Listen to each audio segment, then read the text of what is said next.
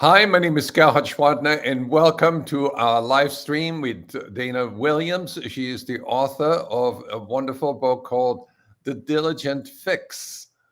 Thanks for holding up the book. It is a great book that is written for sales leaders that feel stressed because their organization is not growing, and she has a prescription of what to do about it. Welcome, Dayne. Thank you. Great to be here. So, in a nutshell, what is the before and after people read the book? What do you promise them that they're capable of doing that they couldn't do before? Yeah, it's a great question. So, obviously, if you're in a business leadership role, whether you're a founder, CEO, CRO, chances are you eat, live, and breathe the idea of growing revenue, and that's natural. So, whether you're sort of early funding, Series A, or you're at a multi-million dollar operating budget, there's always this tendency to push for more revenue. And to do that, many sales leaders spend most of their time working in the business. The closer they are to the issues, the more obscured they tend to be. And so, my premise in the book is that striving for more and more growth quarter after quarter does compromise the infrastructure of the sales organization that you've built to date. And so this is your opportunity to sort of poke your head out of the weeds of everyday issues and challenges and get some fresh perspective on what are some of the macro stressors and disablers that are keeping your organization from being growth ready. Got it. So you're also a speaker at our new AI Sales Summit that will happen December 6th and 7th.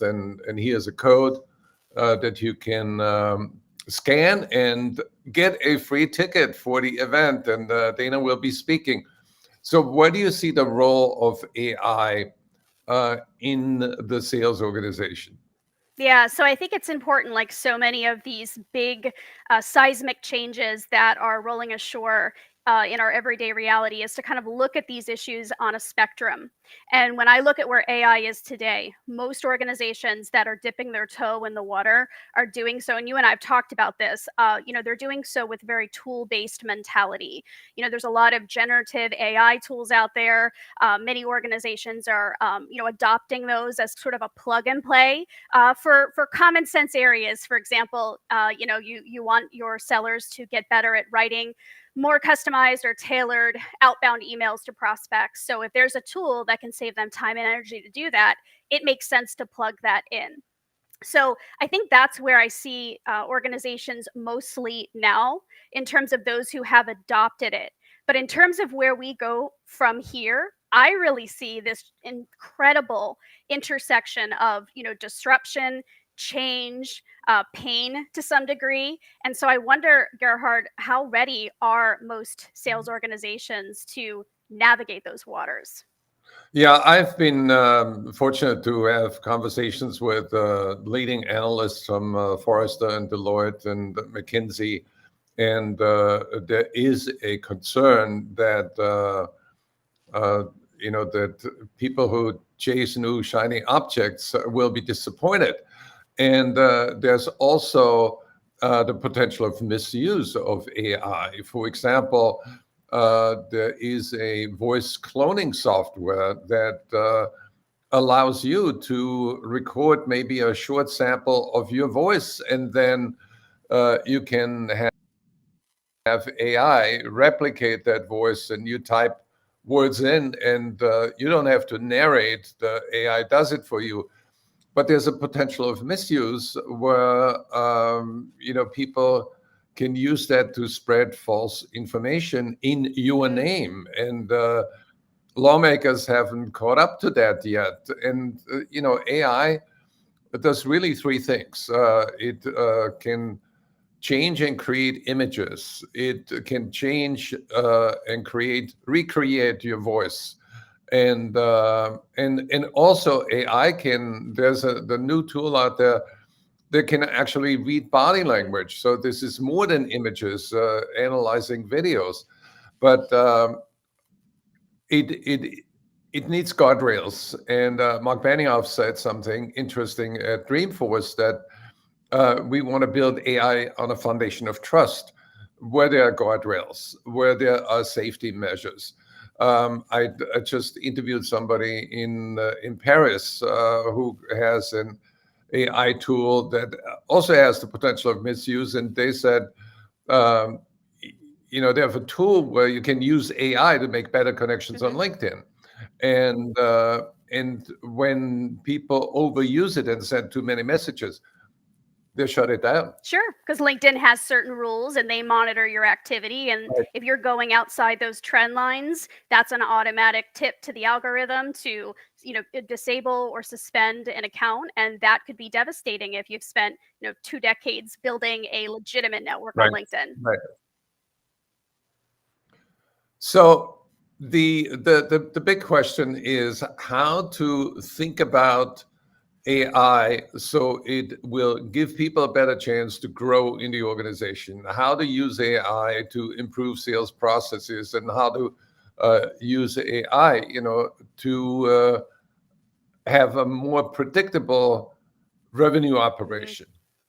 That's right. So the way I look at it, sort of to build off of what you just said, is when you think about where we are today, the sort of tool adoption, the like discrete tool adoption, uh, really making efficient and effective interactions with customers possible in a way that we haven't been able to do before.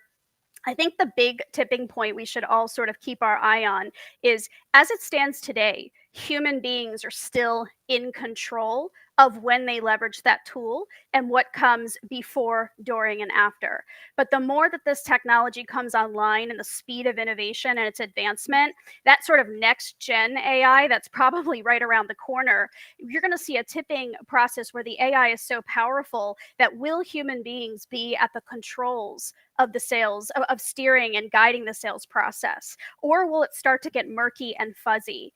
We don't fully know, but we can make an educated guess. And so, my question when we talk about organizational readiness is, are you clear today on what your sales process is? Not just defined stages or KPIs or evidence measures, but where things tend to lurk in the nook and crannies, handoffs where things get fuzzy. Are you addressing those issues today? Because now's the time to do that before some of this really next gen disruptive technology rolls on shore. And then that could really add to the chaos, or it can be a true accelerant Yeah. to a process that's Right. already been truly pressure tested. So what are you saying, to create an analogy? If you own a sailboat and you have a leak and you want to spend some money on fixing the leak before you spend some money on buying new sails. I think that's right. Absolutely. Or fully outfitting it for, some, competition or show regatta. Right. Yeah, Right. absolutely. And I think that that's going to become a critical is I don't think that we're going to be able to sit on the sidelines with this one. I think you're going to have organizations that realize that this is rolling on shore. They have a sense of urgency and they're going to tackle the issues that have been plaguing and nagging at them to date, so that they can create the right groundwork and infrastructure to have first mover advantage when this next gen Right. technology comes. So when it comes to prioritizing the AI technology journey within a sales organization, where should people start? Yeah, I love that question. So I think that there's a number of things that people can do, from, again, tightening up the sales process, sort of spreading development dollars around to adopt sort of new methods and approaches to make your development of frontline sales and managers more integrated rather than sort of the traditional methods that we've been using. I think we have to speed and accelerate development. So we may need to adopt some non-traditional methods to help our people get there faster. And then I think it's good old-fashioned resilience and change methodology, because our organizations are going to have to flex and maneuver and adjust to not just our own internal demands, but what our buyers are going to expect from us as they realize that this technology is at their fingertips. And so I think those are the big ones. But I would say if all that is overwhelming, just start with a conversation about what this potential disruption could mean for the organization. And if you need a good barometer, ask yourself how well prepared you were when the pandemic hit and all of a sudden operations had to shift super quickly. How did your organization do?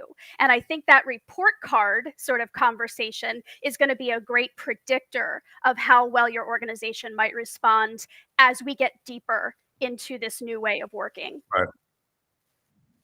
Well, my personal suggestion is if your company is not growing right now, look at usage scenarios where you can improve your sales funnel, where you use new AI tools that give you leads that have buyer intent, give your salespeople better data, and sign up with an AI lead management tool that automatically updates the data of people when they leave a company.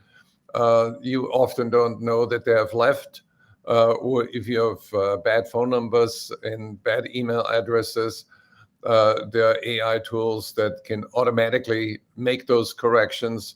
And if you give better leads to the sales organization, you're going to see an immediate uptick.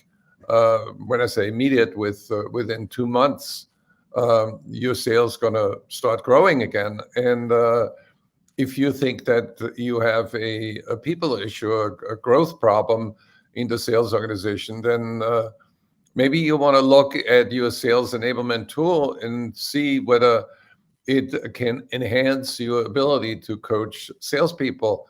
And there are, so many interesting developments now from, I won't mention any names, but there are some sales enablement tools that are really growing in leaps and bounds and give you a better process for micro-learning and better tools for coaching and leading people to the sweet spot in the marketplace.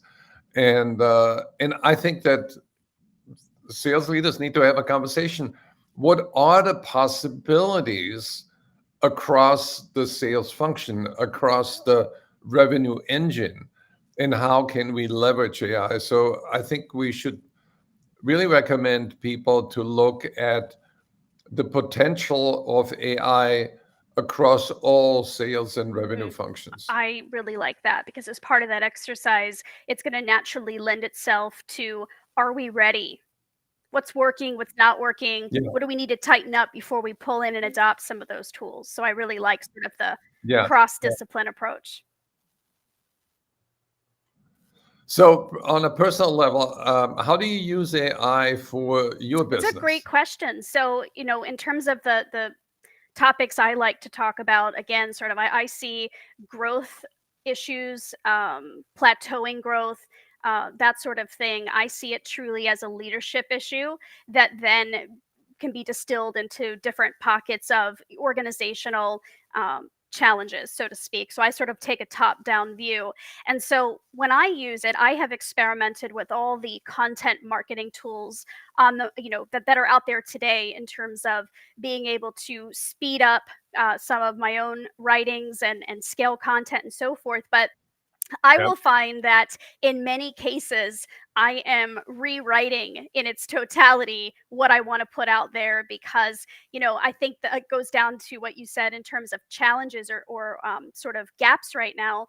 I find a lot of the tools out there are recycling thoughts and words that are already out in the universe. And they're just sort of Right. adjusting conversational language and so forth. And so I see it as an opportunity that if there are occasional ways to speed up production, great. But I will not hesitate to really still lean in and do it the good old fashioned way because I think that if you hold a truly human written piece of content against an AI written content, you're going to see there are remarkable differences. And what I find, if only in originality, and what I find is that the more these tools are going to be used, the more buyers and prospects and customers, they're going to pick up on that too. So I think as the content Right. explosion happens, we better still have enough original pen to paper and thought and ideation out there, so that we can again stand out and not get lost in the noise. Yeah, I think it also begins with the prompt. If you have a prompt that is very generic and very basic, then you get generic feedback. But if you ask better questions, then you get really interesting information, and then you put on your editing touches, and you can create some really engaging content that is substantive. That's right. Um, yeah, it reminds me of the quote by Werner Heisenberg: "Nature does not reveal its Mhm. secrets. It only responds to our method of questioning." And learning how to use prompts in ChatGPT is a methodology. And a lot of the people that are using it, they can think of other ways to ask and frame the same question that yields better results from Mhm. the tool. Well, and I love that you just said that, because a few minutes ago I talked about, when we were talking about sort of what are some things that leadership should be doing to get ready for when this next AI rolls on shore. One of the things I said was integrated development. We have to sort of adopt new approaches to learning in addition to some of our favorites, because the truth of the matter is, Right. would you and I have talked 2 years ago about prompt engineering as a skill? Probably not. And Yeah. so that's an example, on top of consultative selling skills, on top of anything else, product knowledge, sales process, that we have to train our frontline salespeople and managers. We have to get them proficient in this whole new world of integrating AI capability into the way that they sell. And the question I have is has learning caught up to that yet? I've seen certain evidences that it's on people's minds. I don't know that I've seen any curriculums yet, though, that have adopted that. Yeah, and when you look at LinkedIn, the amount of people that amount of companies that are looking for prompt engineers Hmm. is huge. That's right. So there's a new profession emerging, and I also see that somebody in a larger sales enablement department creates a chat GPT prompt course for salespeople, so they can be more productive and get better information about their customer, about their presentation, and about their Hmm. processes. Yeah, and then, along those same lines, around, next gen learning topics, curriculum, are we teaching salespeople and managers on where to pick up the baton after AI leaves off, and we now have got to re-engage human to human with our prospective customers? That's another sort of skill set unto itself, because, Right. it's no longer truly cold at that point. You have to create that Yeah. seamless buying experience, and it can't feel like the prospect doesn't want to feel like they've been handed off from AI to somebody who's just catching up. Yeah. And those are some of the Yeah. topics we will be discussing at the Sales 3.0 conference. Here's the QR code. We have three kinds of speakers, experts like yourself. We have also analysts from McKinsey and Company, from Deloitte, from Forrester. And also we have practitioners in the trenches, sales leaders and CIOs and CEOs that speak from their perspective. They share their experience, and they share with you what you want to do next and think about in your technology transformation journey, because we are all on three journeys at the same time. We are trying to find out, where is the buying journey headed? What part of the buying journey needs to be digital? What part of the buying journey needs to be personal, and how to engage with buyers in that way? The second challenge is to adapt the selling journey and align it with the buying journey. And I think the third challenge is the technology journey. How do we move forward with a technology strategy that optimizes everything? Very well rounded. It's going to be a great time. Well, I look forward to seeing you on December 6th and 7th at the AI Sales Summit. And I invite everybody to sign up, be there, and come and learn with us. And we also want to learn from you. Thank you, Thank Dana. you.